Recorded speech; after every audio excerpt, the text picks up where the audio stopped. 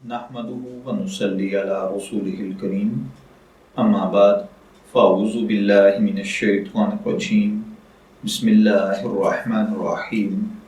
अस्सलामु अलैकुम dear viewers, आपके फेवरेट रूहानी चैनल शऊर इन्फो से मैं हूं प्रोफेसर शब्बीर अहमद। हमारा आज का टॉपिक है दांत दर्द का रूहानी इलाज। अल्लाह ताला हर भाई बहन पर अपना करम और फजल फरमाए।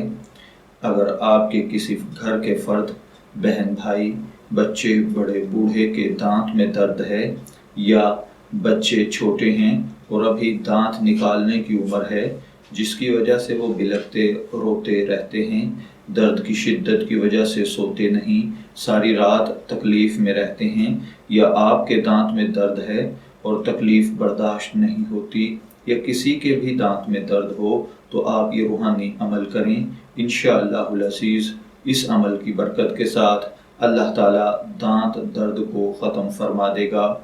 इसके लिए आपको जो रूहानी अमल करना है वो ये है कि आपने सूरह काफ की पहली 11 आयात अव्वल आखिर 11 मरतबा दुरूद पाक के साथ किसी वाइट पेपर पर लिखनी है।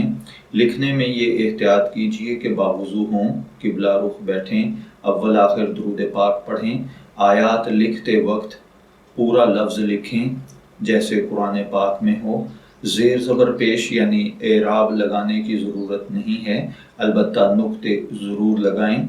उसके बाद ये कागज़ यानी जो नक्श आप बना लेंगे इसको पानी में भिगो दें और वो पानी वक्फे वक्फे से 3 दिन पिएँ।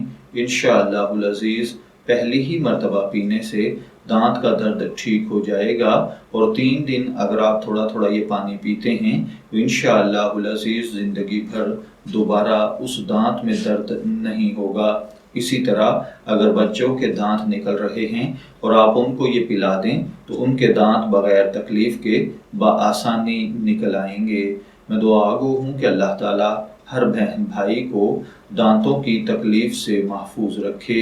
इजाज़त चाहेंगे, फिर मिलेंगे किसी नए रूहानी टॉपिक के साथ। तब तक के लिए अल्लाह हाफिज़।